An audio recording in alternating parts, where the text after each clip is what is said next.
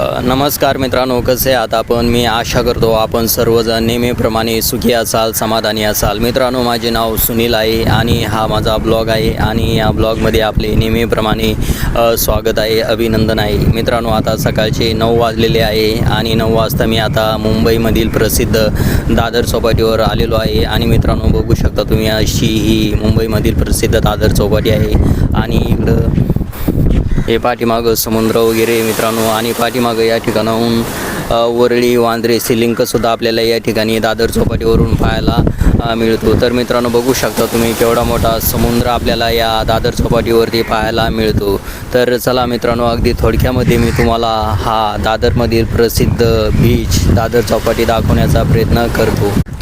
तर मित्रांनो, समोर बघता आपण हीच दादरची चौपाटी आहे, दादरचा परिसर आहे. आणि मित्रांनो, बघू शकता तुम्ही या दादर चौपाटीच्या या किनाऱ्यावरती मोठमोठ्या इमारती, मोठमोठे घरं आपल्याला या ठिकाणी पाहायला मिळतात. आणि मित्रांनो, इकडं समोर पण बघू शकता किती सुंदर सुंदर इमारती आपल्याला या ठिकाणी दादरच्या चौपाटीवरती पाहायला मिळतात. आणि मित्रांनो, हा समोर एक समुद्रामध्ये पूल दिसतो बघा, तो वांद्रे वरळी सिलिंक आहे. आणि मित्रांनो, या वांद्रे वरळी सिलिंकच्या एका टोकाला वरळी आहे आणि दुसऱ्या टोकाला इकडे वांद्रे परिसर आहे. वांद्रेचा बँड स्टँड वगैरे, वांद्रे किल्ला वगैरे आहे.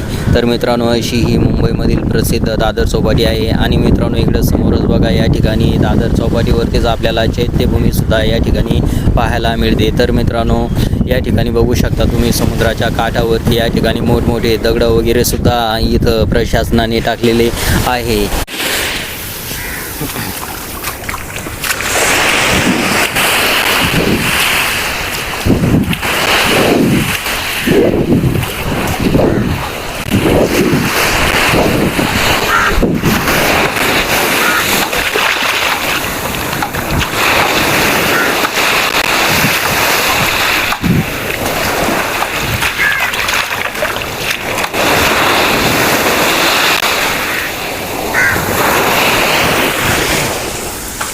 तर मित्रांनो, अशी दादर चौपाटी आहे. आणि आज पाणी जास्त पुढं येऊ लागलं बा, आज लाटा जास्त पुढे येऊ लागली इकडे या स्टॉलमध्ये, दुकानामध्ये. आणि आता आपण इकडं समोर चालू बघा, ही चैत्यभूमी स्तंभ वगैरे दिसू लागला आहे. पुढंच आरोग्य वगैरे.